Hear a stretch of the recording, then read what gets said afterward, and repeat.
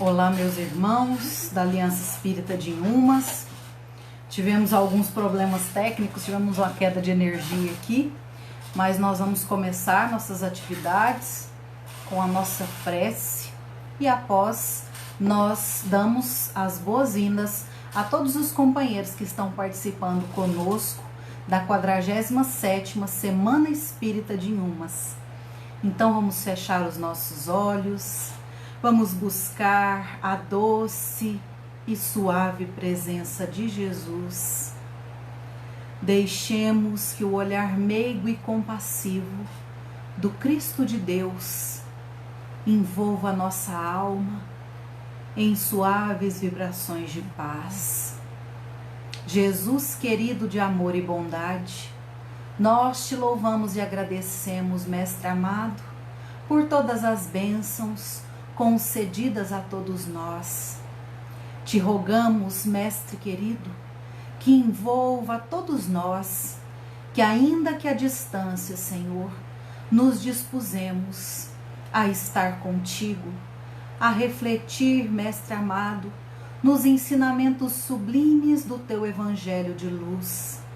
Guarda-nos, Senhor, na tua paz e sê conosco hoje e sempre, que assim seja.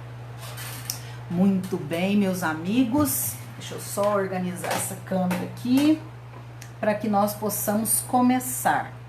Eu gostaria que vocês avisassem para nós e, por favor, quem puder, aí o pessoal da página, Joelma ou o Flávio que tem acesso, avisar o pessoal que nós tivemos uma queda e que nós já reiniciamos. Por favor, porque aqui no celular eu não vou conseguir ter acesso, tá bom? Então, hoje nós vamos falar de um tema que é eminentemente filosófico. É um tema, assim, do ponto de vista doutrinário, é um tema complexo, mas ao mesmo tempo é um tema que diz respeito a todos nós. Por que diz respeito a todos nós? Porque nós vamos falar hoje das diversas formas da evolução do pensamento humano na compreensão da natureza íntima de Deus. Aí a gente fica, meu Deus, será que a gente já alcançou a compreensão da natureza íntima de Deus? Nós vamos ver que nós estamos ainda um tanto quanto longe disso, mas nós vamos ver também, através do ensinamento dos Espíritos, que nós avançamos substancialmente no que tange ao programa de compreensão da natureza de Deus. É claro que nós estamos muito distantes da compreensão perfeita e nós vamos ver por que nós estamos distantes dessa compreensão perfeita, mas nós estamos a caminho.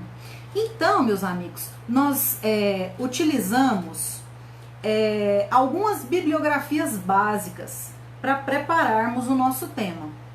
Uma dessas bibliografias é o livro A Caminho da Luz, psicografia de Francisco Cândido Xavier, ditado pelo Espírito Emmanuel. O outro livro é o livro Universo e Vida, psicografia de Hernani Trindade Santana e ditado pelo Espírito Irmão Áureo. Todos os dois publicados pela Federação Espírita Brasileira. E nós vamos ver também algum material do Livro dos Espíritos e do livro de André Luiz, que é o... no mundo, acho que se não me engano é No Mundo Maior. Então, nós vamos começar pelos primeiros rudimentos de compreensão do que seja Deus. A gente tinha preparado os slides aí para apresentar para vocês, mas infelizmente nós vamos ter que ficar aqui só na fala mesmo. Eu peço aí desculpas e paciência, né? Porque quando a gente tem o apoio do slide, a gente descansa um pouquinho mais, né? Os olhos de vocês. Mas vamos lá. Pessoal, então qual foi a primeira forma, né? A primeira visão, quais foram os primeiros rudimentos de compreensão de Deus, nosso Pai? E aí a gente vai ver que o Emmanuel, que o Irmão Áureo lá no livro Universo e Vida, ele coloca que desde que os primeiros homens surgiram na face da Terra, nasceu com eles o sentimento religioso. E quando a gente aprofunda no estudo dessa obra, né, no estudo de outras obras complementares do Evangelho de Jesus, do edifício todo da construção da doutrina espírita, nós vamos perceber que existe uma razão de ser, né? Nós vamos entender que Deus, e isso eu já estou lá, nós já estamos lá na frente, na compreensão mais ampla do que seja Deus, né? Irmão Áureo coloca no livro Universo e Vida que Deus, nosso Pai, tem duas características básicas. Ele é imanente e ele é transcendente. O que é isso? O que é um Deus imanente? O que é um Deus transcendente? Né? E a gente vai ver isso, gente, essa compreensão, inclusive, não só no arcabouço doutrinário da doutrina espírita. Nós vamos perceber isso, esse tipo de raciocínio, em doutores da igreja, espíritos lúcidos que reencarnaram no seio da igreja católica e que tinham também esta visão. Se a gente for estudar, por exemplo, Teresa d'Ávila, João da Cruz, eles tinham uma visão muito transcendente da natureza de Deus, não é assim? Então, o que é um Deus imanente? Deus está em nós somos Deus, nós somos criação divina, certo? E o que é um Deus transcendente? A criação divina, ela transcende a toda a criatura, ou seja, Deus é maior que a sua criatura, não é isso? Então, a partir dessa compreensão, nós vamos perceber que toda a criação divina traz o germe em si da adoração do seu Criador, né? Então, esse rudimento de consciência que os primeiros homens tinham, né, já vieram com eles a possibilidade e a capacidade de desenvolver o sentimento. Esse sentimento religioso é o quê? É o sentimento de adoração, de respeito. Naquela época era um sentimento ainda de temor do que eles reconheciam como potências desconhecidas e principalmente potências superiores à sua condição, não é isso? E aí, aqui fala, ó, amedrontado diante das grandes forças da natureza que os fazia sentir-se pequeninos e cheios de temor, não é assim?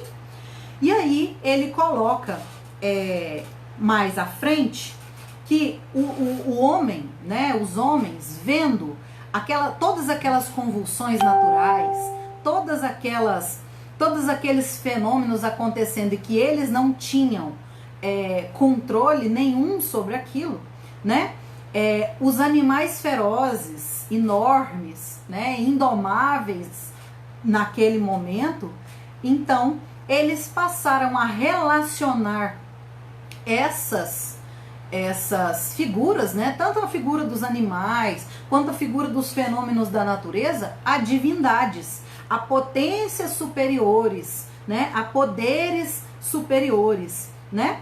E aí, ó, crendo-as, ou seja, o homem enxergava, né, essas potências como tendo as mesmas paixões e sensações humanas, porque, por exemplo, o que era a ideia de que quando o céu se enfurecia, quando os poderes celestes se enfureciam, eram enviados à Terra raios, né? E esses raios produziam estragos, produziam fogo, produziam incêndios, né?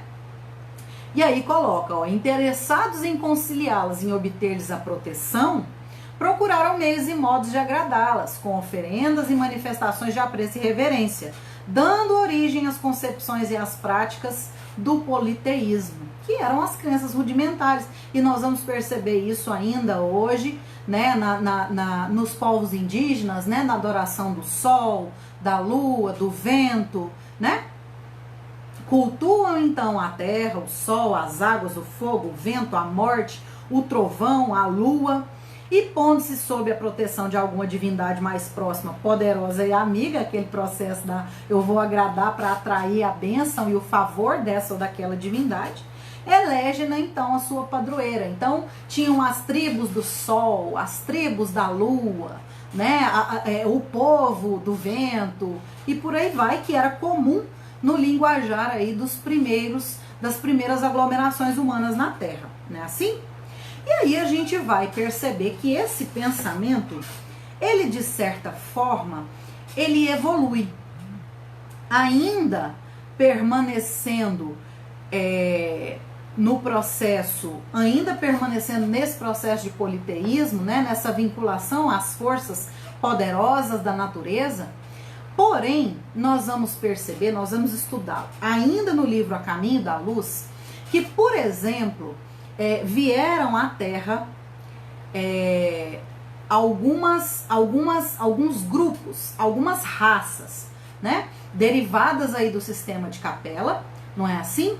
E que povoaram a Terra, né? Que vieram então para construir aí, para reconstruir a sua trajetória evolutiva na Terra. Dentre eles, os povos gregos, né? Os povos arianos, os povos hindus, os povos judeus, né? Todos esses povos aí vieram, né?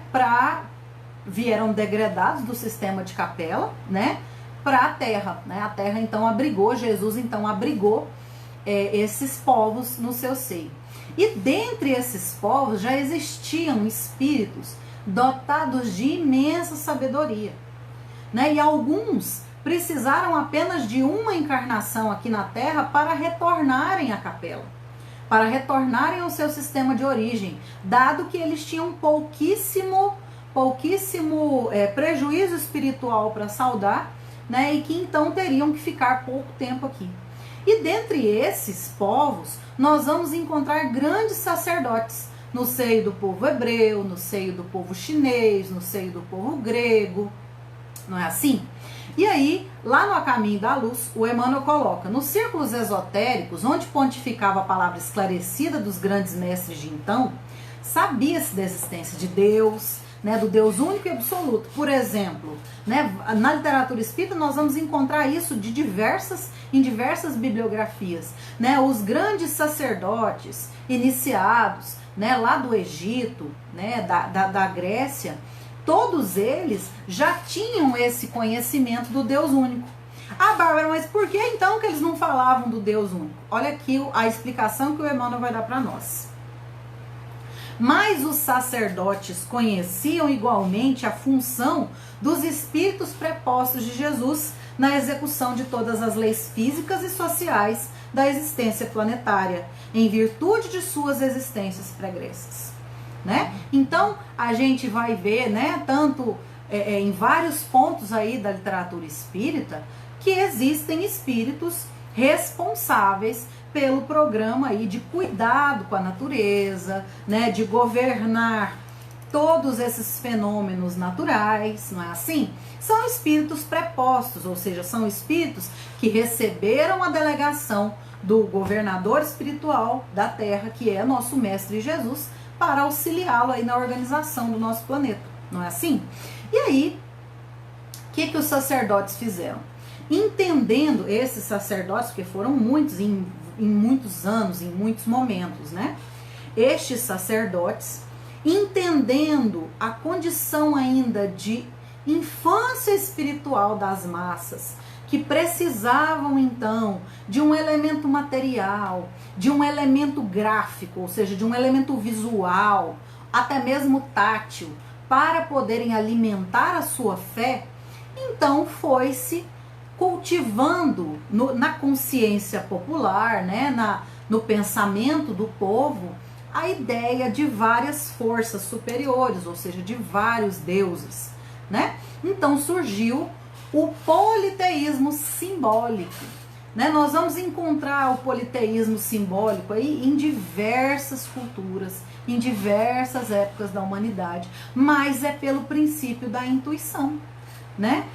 Reconhecendo que existem inteligências responsáveis por determinadas tarefas, existem inteligências distribuídas em diversas esferas do trabalho, né? E aí atribuiu-se a isso as divindades. E aí a gente vai ver que ainda, por conta da nossa infância espiritual até então, nós atribuíamos a essas divindades paixões humanas, né? A ira, a vingança, o ciúme, a inveja, né? Então nós vamos ver, por exemplo, um retrato fiel disso na mitologia grega, Não é assim? Os deuses gregos não tem, nós vamos encontrar na mitologia grega um relato fiel do pensamento humano, né? Das características, dos defeitos, dos problemas morais que nós seres humanos temos, né? Nas diversas figuras aí da mitologia, não é assim? Então, nós vamos perceber que muita dessa crença, né? Muito da crença nesses vários deuses passava pela nossa concepção pessoal, né? E eu falo nós, porque nós, como espíritos falidos, é muito provável que nós tenhamos estagiado nesse estágio mental, nessa característica de pensamento, né? E aí a gente passou por esse processo, né? De enxergar os deuses como criaturas vingativas, como criaturas cruéis, como criaturas que tinham vários defeitos, não é assim? E aí a gente vai encontrar numa figura muito importante, né, para nós cristãos principalmente, né? Nós vamos encontrar a figura de Moisés, né? E assim, do ponto de vista doutrinário, né? Nós temos muitos materiais, muitas informações sobre Moisés, mas a gente queria destacar uma informação muito interessante, uma reflexão interessante que o irmão Áureo faz lá no livro Universo e Vida, que ele fala que Moisés foi o maior estadista que já se teve notícia. Olha que interessante essa descrição, né? Esse raciocínio, porque a gente vê Moisés aí, relaciona a questão dos 10 mandamentos, né, e tudo mais, só que além disso, Moisés teve uma função política, não só uma função religiosa, porque qual foi a grande função religiosa de Moisés? Foi justamente acordar aquele povo. Por que foi o povo hebreu? Porque era o povo que receberia dali a alguns milênios o Messias. Imaginem vocês se Jesus tivesse se materializado no seio de um povo politeísta. O que será que tinha acontecido, gente? Provavelmente Jesus teria sido visto como mais uma divindade, não é assim? Então, tudo isso a gente enxerga, né, um plano pedagógico de Deus, né? A gente que é professor, o que a gente faz? A gente faz igual Kardec coloca lá, né? A gente parte do elementar para o complexo. O que era elementar naquele momento? A crença em um único Deus, era o primeiro, era o ensino básico que precisava ser trazido para a mente das pessoas, né? Então, Moisés veio com a tarefa delegada por Nosso Senhor Jesus. Moisés é um dos grandes tarefeiros de Nosso Senhor Jesus. Ele vai reencarnar outras vezes, né? Como nós temos notícia também lá no livro Universo e Vida. Moisés reencarna também, né? Cumpre a sua tarefa aí como Elias, depois como João Batista, né? Então, olha lá, sendo porém como realmente foi, o maior estadista que o mundo conheceu, ao invés de marchar diretamente para a sonhada Canaã, manteve no deserto todo o povo sob o seu comando durante 40 anos, a fim de substituir as gerações, educar as gerações novas, consolidar a fé monoteísta e estabelecer uma legislação capaz de assegurar para sempre a sobrevivência da raça. Gente, olha a quantidade de objetivos altíssimos que essa figura tinha, né? Muitos historiadores e até muitos religiosos questionam, né, por que Moisés, apesar de saber aonde era a terra prometida, por que Moisés levou o povo hebreu a perambular durante 40 anos no deserto, né? Tanto que quem conduz o povo hebreu até a chegada não é mais Moisés, que Moisés já tinha desencarnado, né? Foram os seus sucessores. A gente vai ver a figura de Josué, por exemplo, né? E aí ele coloca que isso era para depurar o pensamento, porque no seio daquele povo que saiu, que atravessou o Mar Vermelho, toda aquela história que a gente conhece, né, de várias manifestações de efeito físico e de várias figuras de linguagem, né, nós vamos perceber que existia esse pensamento monoteísta, essa crença no Deus único, ainda não estava sedimentada. Então ele precisou, né, deixar esse povo isolado ali durante 40 anos. Para quê? Para sedimentar essa crença, né? Isso é muito interessante. E essa crença e essa legislação que Moisés estabeleceu, irmão Auro coloca que ela assegurou a sobrevivência da raça. Olha que interessante, né? Por que ele precisava assegurar a sobrevivência da raça? Porque era no seio desse povo que dali a alguns milênios o Cristo estaria, né? Os 10 mandamentos que recebeu no Sinai e promulgou para o povo são até hoje os fundamentos por excelência da mais alta filosofia moral de toda a humanidade. Nós vamos perceber que o Evangelho, ele é como se fosse um edifício. Qual que é a base? Qual que é o alicerce? É a crença no Deus único. Então Moisés veio lançar os primeiros tijolos, né, deste processo de revelação. Tanto que ele foi catalogado por Kardec, pelos Espíritos, como a primeira revelação. Né? E aí depois Jesus vem trazer para nós vamos ver aqui um pouco mais adiante, qual foi a contribuição de nosso Senhor Jesus para que nós ampliássemos essa compreensão do que seja Deus e de quem seja Deus, por assim dizer, né?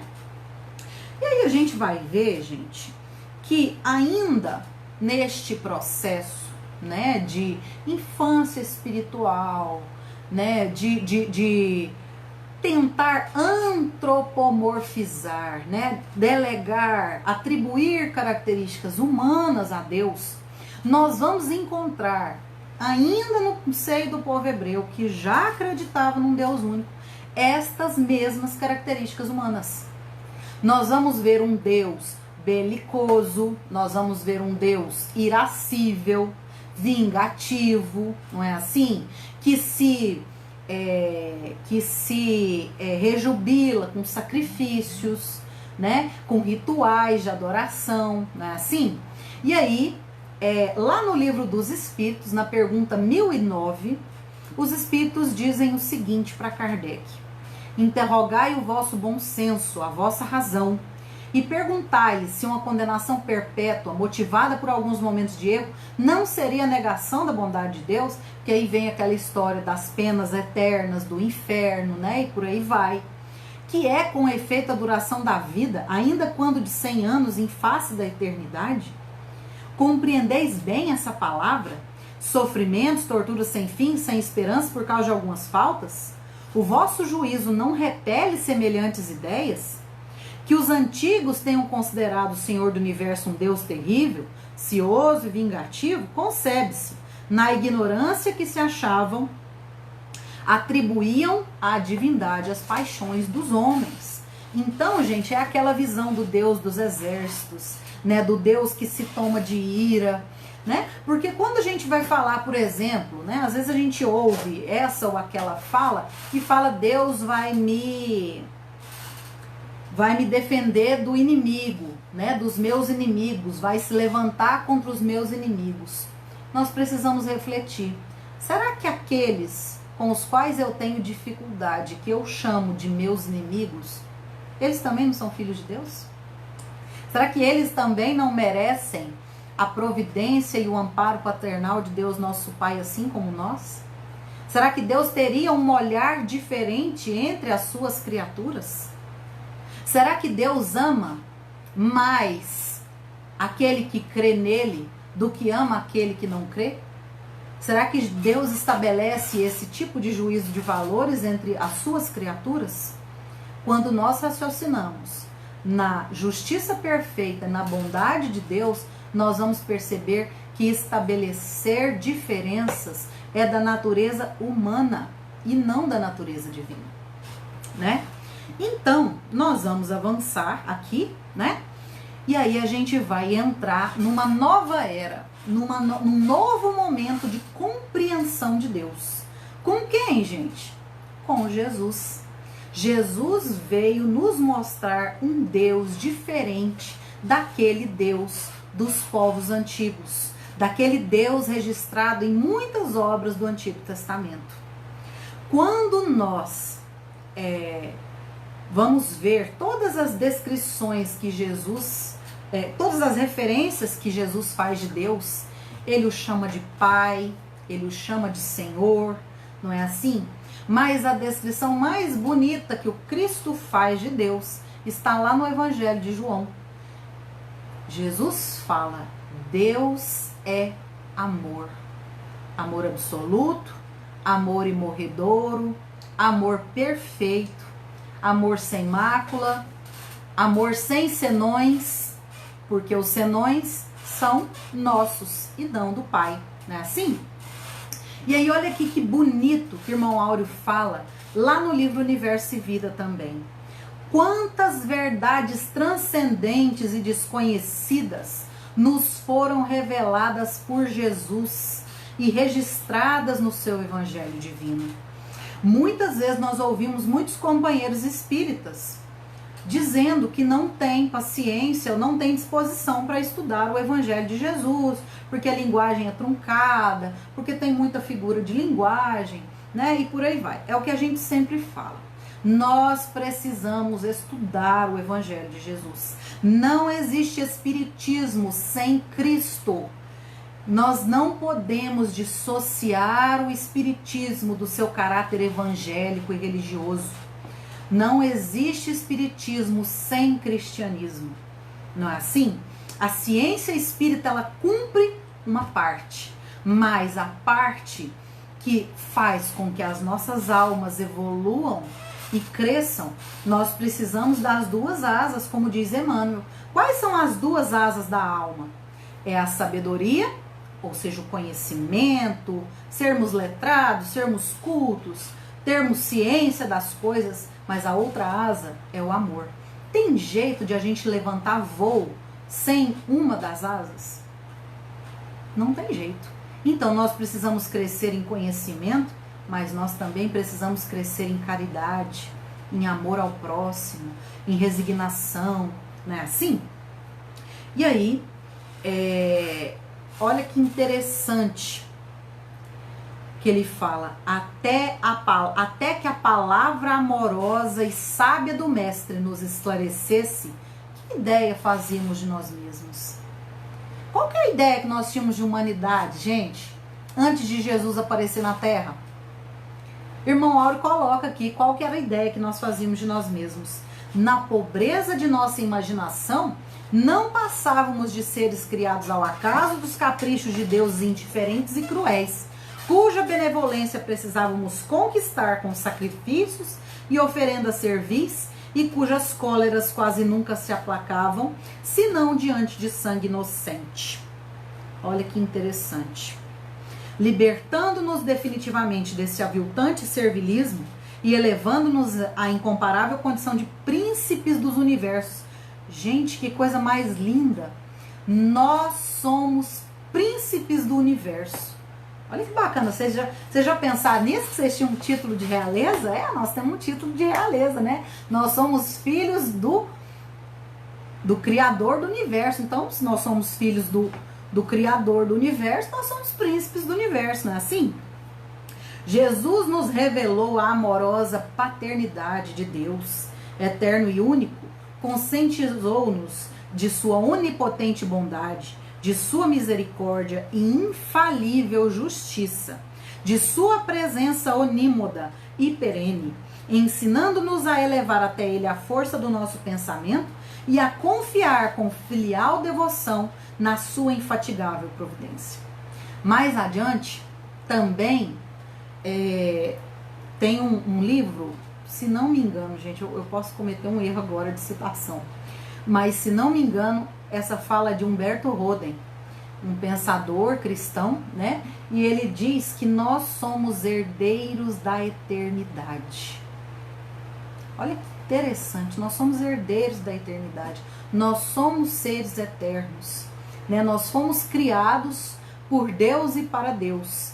Nós nos afastamos do Pai e agora nós estamos retornando à casa do Pai pelo processo da evolução. Não é assim? E então a doutrina espírita, ela avança mais um pouquinho na construção desse pensamento a respeito de Deus. E aí é muito interessante a primeira pergunta do Evangelho. Quem lembra aí, do Evangelho, desculpa, do Livro dos Espíritos. Gente, quem lembra aí qual que é a primeira pergunta do Livro dos Espíritos? Não vale roubar, hein? Não vale colar, não. Qual que é? A primeira pergunta, pergunta 01 do Livro dos Espíritos de Allan Kardec. Deixa eu ver se alguém responde. Ninguém respondeu, vou ter que falar. A primeira pergunta que Kardec faz não é quem é Deus. Ele pergunta que é Deus. Olha que interessante o raciocínio do codificador. Ele estava já com uma visão um pouco mais ampla do que seja a criação divina. A gente tem que lembrar que para o advento do Espiritismo, o que teve que acontecer com o pensamento humano? Né? O que teve que acontecer com as ciências, com as artes? Né? A gente teve que sair aí do obscurantismo, do dogmatismo da Idade Média, e aí a gente teve o Renascimento, né, o renascentismo. Depois a gente teve o fenômeno coletivo, né, global, que ficou conhecido como iluminismo, e que a gente vai ver aqui também no livro Universo e Vida, que por delegação de Jesus reencarnam na Terra, nessa época, grandes missionários no campo da ciência, da tecnologia, das artes, né? E aí, o pensamento humano, e aí a gente tem que lembrar que Paris era a capital cultural do mundo na época de Kardec. Né? Naquela época, desde o Iluminismo, a França, ela detinha a maior parte do trânsito intelectual do mundo. Né? Então, o Espiritismo ele iria ali chegar até a França por uma programação muito bem estabelecida pela inteligência sideral do Cristo. Né? E aí, lá no livro Universo e Vida, o irmão Auro coloca uma coisa muito interessante, porque às vezes a nossa visão de Deus, e era assim, né, extremamente restrita. Ele criou o universo, criou o mundo em 7 dias, descansou no 7º e tal, e aí ele fica esperando que a gente ame ele para ele poder amar a gente, que ele honre a gente se a gente honrá-lo, né, aquele pensamento simplista, né, que Deus se agrada se eu adorá-lo e se ira contra mim se eu não amá-lo, né? Essa visão ela é muito infantil da natureza de Deus, nosso Pai, não é assim? E aí olha que o irmão Áureo coloca. O que a ciência terá de admitir, porque ele fala que de pesquisas em pesquisas, a ciência humana chegará ao espírito. E quando a ciência humana chegar ao espírito, ela vai iniciar o processo de compreensão de Deus. Ou seja, tem muito chão ainda pra gente andar, né? Olha o que fala. O que a ciência terá de admitir é que não existe somente o nosso universo. Ou seja, a gente acha que esse universo aqui que a gente conhece, que a gente catalogou, que a gente mapeou as estrelas, as galáxias, os sistemas, os sóis, né? Existem incontáveis universos na criação infinita. Eles são formados, nascem, crescem, envelhecem, contraem-se, morrem, explodem e renascem, numa incessante recriação sob as vistas paternais de Deus e sob o controle amoroso e potente dos arcanjos divinos. Olha que interessante, né, gente? A doutrina espírita, ela traz para nós uma visão muito mais ampla do que seja o universo, do que seja a criação divina, né?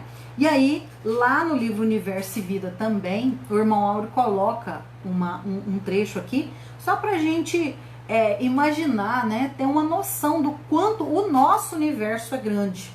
Agora imagina, o nosso universo é grande. Ele fala aqui que se nós viajássemos na velocidade da luz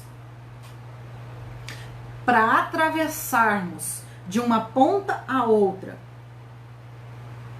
a nossa galáxia, só a nossa galáxia, a Via Láctea. Olha aqui o que ele coloca, ó. Nós já catalogamos como humanidade 1 bilhão de galáxias, né? Um pouco mais agora.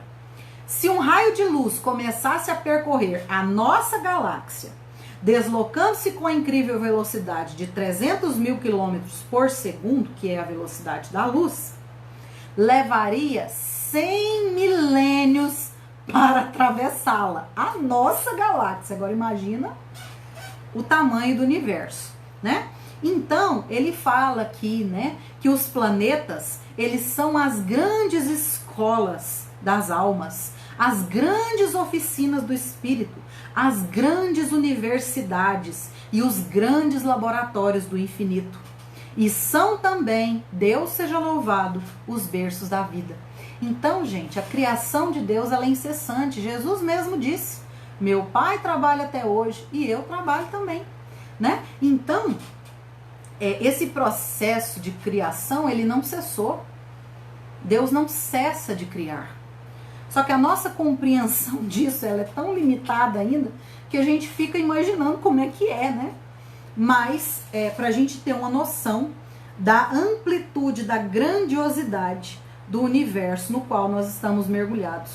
E o que é mais importante, interessante também, né? A doutrina espírita, ela traz para nós um conhecimento muito lúcido, né? Da existência, da pluralidade dos mundos habitados.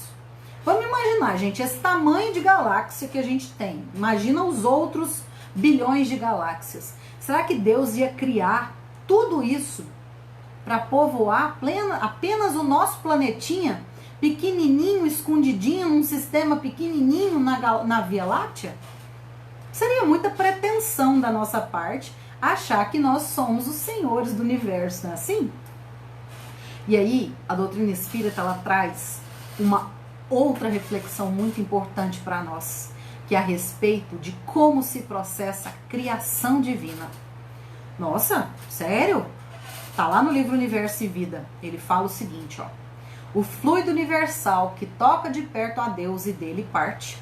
A gente brinca que o fluido cósmico universal é como se fosse a massinha de modelar de Deus, né? E aí, essa massinha de modelar, ela vai sofrendo modificações. Ela vai se densificando, ela vai adquirindo outras características dependendo da finalidade para a qual ela está sendo utilizada, né? Seja na forma de energia, seja na forma de matéria, né? Constitui pela sua quintessência e mediante as combinações, modificações, transformações de que é possível, um instrumento e o meio de que se serve a inteligência suprema para, pela onipotência da sua vontade, operar no infinito e na eternidade. Olha que interessante, né, gente? Todas as criações espirituais, olha, presta atenção nessa frase. Todas as criações espirituais, materiais e fluídicas destinadas à vida e à harmonia universais para operar a criação de todos os mundos, de todos os seres, em todos os reinos da natureza, de tudo que se move, vive. Ou seja, o fluido cósmico universal é, então, o princípio básico de toda a criação. Desse fluido cósmico universal vai ser manipulado para dar origem, então, ao princípio inteligente. Esse princípio inteligente vai evoluir nos diversos reinos da natureza até chegar à condição de individualização, que é o reino hominal, que aí vem com a criação do espírito propriamente dito, que vai receber então um invólucro semimaterial que nós chamamos de perispírito, né? Em toda a sua complexidade aí. Muito bem, gente, vamos para frente então, que eu já estou conversando demais. A gente vai ver lá no livro No Mundo Maior, de André Luiz. Eu confesso que eu li esse livro já tinha lido esse livro, mas eu nunca tinha prestado atenção nessas palavras de André Luiz. Na verdade, é do instrutor do livro, né? Do instrutor da equipe de André Luiz naquele momento. Olha que interessante. E isso aqui é um outro ponto básico do Espiritismo. Não existem milagres, não existem derrogações das leis naturais na programação divina. O milagre é apenas um nome dado àquilo que a nossa inteligência humana ainda não é capaz de explicar racionalmente. Vai chegar um momento, e isso o Espiritismo já traz para nós, mas vai chegar um momento em que a ciência como um todo vai ter condição de fazer isso, de explicar os fenômenos à luz da razão espiritual. Não somos criações milagrosas destinados ao adorno de um paraíso de papelão. Olha que interessante. Somos filhos de Deus e herdeiros dos séculos. Olha aqui que interessante, herdeiros dos séculos. Conquistando valores de experiência em experiência, de milênio em milênio. Não há favoritismo no templo universal do eterno. Aquela coisa, né? Deus vai me ajudar contra o fulano. Uai, Deus estaria agindo com favoritismo, não estaria? E todas as forças da criação aperfeiçoam-se no infinito. A crisálida de consciência que reside no cristal a rolar na corrente do rio, aí se acha em processo liberatório, é o processo de evolução que a gente estava falando, né? Começa lá no reino mineral, passa pelo reino vegetal e passa então para o reino animal e depois para o reino nominal, né? Olha que interessante. Em verdade, Deus criou o mundo, mas nós nos conservamos ainda longe da obra completa. Os seres que habitam o universo ressumbrarão suor por muito tempo a aprimorá-lo, ou seja, nós, né, gente? Assim também a individualidade integralmente.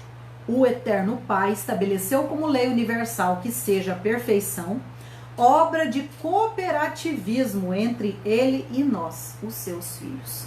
Então, gente, nós estamos, quando, por exemplo, um casal, né, gera um filho, eles estão agindo, atuando em regime de cocriação com Deus. Ou seja, é um regime de cooperação, ou seja, Deus precisa, né, dos nossos aparelhos humanos, né, os nossos aparelhos carnais, para que a reencarnação se processe, né? Então, é o nosso processo de cooperativismo, vamos dizer assim, é o cooperativismo global, universal, né? Assim? E aí, estamos caminhando já para o nosso encerramento. Todas essas reflexões, gente, todas essas informações, elas não têm o objetivo de nos confundir. Elas têm o objetivo de ampliar a nossa visão de Deus, mas, sobretudo, de ampliar o nosso senso de adoração. Porque quanto mais nós estudamos a doutrina espírita, mais nós compreendemos o quão perfeita é a criação de Deus, quão perfeito é o programa divino para nós como humanidade, para todas as humanidades em todos os planetas e nos universos sem fim, né? Lá no livro A Caminho da Luz, olha que interessante que o Emmanuel coloca. Se a conquista progressiva do conhecimento nos faz compreender sempre melhor a modéstia da nossa atual condição evolutiva, ou seja, quanto mais eu compreendo Deus, mais eu percebo quanto eu ainda sou pequeno. E a extensão do quanto ainda ignoramos. Nós ignoramos muito ainda, meus amigos. Se nós estudarmos toda a nossa encarnação, nós ainda seremos das criaturas mais ignorantes do universo, dada a nossa condição evolutiva. Compelindo-nos à humildade diante da sabedoria e do poder de Deus, dá-nos também uma crescente noção de autorrespeito em face da excelsa nobreza da vida. Então, quando nós compreendemos a amplitude e a grandeza do programa da criação de Deus, do programa da divindade para conosco, né, da importância desse tempo e desses momentos que nós estamos vivenciando na Terra, nós desenvolvemos o nosso senso de autorrespeito. O que a gente faz com esse senso de autorrespeito? A gente cuida do nosso corpo físico com carinho, a gente faz a reforma íntima com bastante empenho, a gente procura auxiliar o nosso semelhante, porque quando a gente ama a criação, a gente está amando a Deus. Quando eu auxilio o meu próximo, eu estou me auxiliando também. Então a noção de autorrespeito passa por isso. Pelo nosso programa evolutivo, pela valorização da encarnação, para a gente não perder tempo, fazer o máximo do bem que nós somos capazes nessa vida, beneficiar o máximo de pessoas que nós formos capazes nessa encarnação, para que quando a gente chegue lá no mundo espiritual, a gente olhe para trás e sinta: o meu tempo na Terra valeu a pena. Eu produzi bastante, não fiz tudo o que eu poderia fazer, não fiz tudo que eu deveria fazer, mas produzimos bastante, né? Então, é melhor a gente chegar lá do lado de lá, né? Com essa sensação do dever cumprido, porque eu lembro muito dessa história, né? E eu fico pensando como é que vai ser a gente, né? A maioria de nós conhece a história de Palmelo, né? Da criação aí da primeira cidade espírita do Brasil, e do esforço missionário do Jerônimo Candinho, né, que foi discípulo de Eurípides Barçanufo. E aí o seu Jerônimo, quando ele desencarnou, no mesmo dia que ele desencarnou, ele ditou uma mensagem. E aí na mensagem, gente, sabe o que ele fala? Que o pior sentimento para um espírito quando retorna ao mundo espiritual é o sentimento do tempo perdido.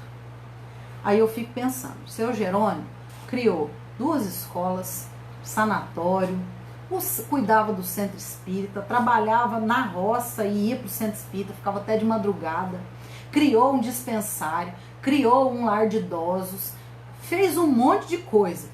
E ele coloca que ele ainda chegou lá com sensação do tempo perdido. Eu fico imaginando a gente, né? Como é que a gente vai chegar do lado de lá?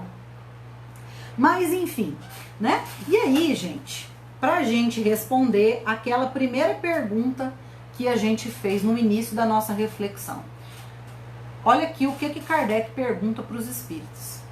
Será dado ao homem algum dia compreender o mistério da divindade? Olha o que os espíritos respondem. Quando o seu espírito já não esteja ofuscado pela matéria. Ou seja, enquanto nós tivermos necessidade de corpos materiais, nós não teremos essa compreensão, dada a inferioridade moral dos nossos espíritos. Por quê? Olha o que ele fala. Quando seu espírito já não esteja ofuscado pela matéria. O que coloca lá? O que é uma característica dos espíritos puros? Está lá no livro dos espíritos, quem lembra? Os espíritos puros não encarnam. Ou seja, um espírito puro não precisa mais de vestir uma roupa de carne para continuar o seu processo evolutivo. Ou seja, nós vamos enxergar e compreender a natureza divina quando nós formos espíritos puros, né? Quando sua perfeição haja se aproximado a ela, ou seja, quando a nossa perfeição se aproximar da divindade. Estamos longe ou estamos perto? O que vocês acham? Né? Ela haverá e a compreenderá, né? Então, meus amigos, nós estamos no caminho, mas nós ainda estamos distantes de compreender a verdadeira natureza da divindade. Mas nós precisamos ser constantes, firmes, perseverantes, que uma hora a gente vai chegar lá. Vai demorar milhões de anos, milhares de anos, não sei, né? Depende aí de cada um de nós. Uns vão demorar mais, outros vão demorar menos, né? Mas um dia nós chegaremos a ser unos com Deus, assim como Jesus. Quando Jesus fala eu e o Pai somos um, Jesus não está querendo dizer que ele é Deus, que é uma outra confusão que é geralmente feita, né, nas concepções de Jesus e de Deus. Não, Jesus é ministro de Deus, ou seja, ele consegue compreender o pensamento divino e operar segundo a condução e as diretrizes de Deus de forma absoluta. Então ele e o Pai são um. Por quê? Porque eles pensam em sintonia, não é assim? Então, meus amigos, a gente agradece a todos pela paciência, né?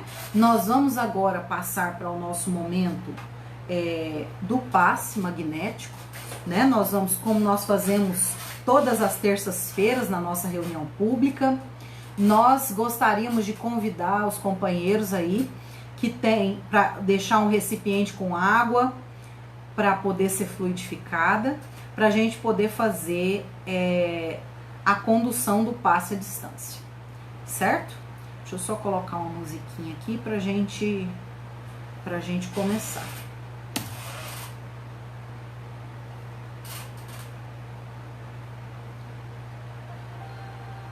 Então nós vamos nesse momento ouvir a música suave, a tranquilizar o nosso pensamento, a nossa respiração. Vamos nos colocar comodamente nas nossas cadeiras, de modo que facilite a nossa concentração. Vamos respirar lenta e profundamente. Inspiremos, expiremos. Mentalizemos nesse instante uma cascata de águas cristalinas a se derramarem sobre nós. Percebamos que o frescor dessa água limpa todo o nosso ser, retirando de nós todos os elementos de perturbação e desequilíbrio. Deixamos que essas águas nos banhem, limpando nosso coração de toda angústia, de toda tristeza. E mentalizemos nesse instante o sol da manhã, radioso e belo, as claridades sublimes da alvorada, como mensageira sublime da esperança e da alegria. Jesus querido, estende, Senhor, as suas mãos amorosas sobre toda a humanidade aflita. Que as claridades do teu evangelho, Senhor, possam aquecer as nossas almas, possam consolar as aflições, e que todos aqueles que estão aflitos e desesperançados possam receber o lenitivo às suas dores, a consolação às suas dificuldades. E nós que aqui estamos, Mestre Jesus, te agradecemos pelas bênçãos do conhecimento espírita nas nossas vidas. E te rogamos, Mestre amado, que permaneça conosco hoje e sempre. Graças a Deus, que assim seja. Muito bem, meus irmãos, espero que todos estejam bem. Nós convidamos a todos para participarem da palestra de amanhã, que está sob a responsabilidade dos nossos companheiros do Grêmio Espírita Allan Kardec. Nós vamos falar aí do Evangelho de Jesus e os desafios da atualidade, né? Então, nós convidamos a todos para amanhã assistirem, acompanharem conosco, né, a palestra. Quem ainda não curtiu a página da Aliança Espírita, é só ir lá na página Aliança Espírita de Inhumas, curtir a página, que você vai ser avisado todos os momentos que as palestras entrarem ao vivo. E quem quiser depois assistir as palestras novamente, é só ir lá no Facebook e clicar para assistir mais uma vez, tá bom? Então nós agradecemos a todos os companheiros de todas as casas espíritas que estão e que ficaram aí vibrando por nós para que tudo desse certo. Muita paz, meus irmãos, e que Jesus nos abençoe. Até logo!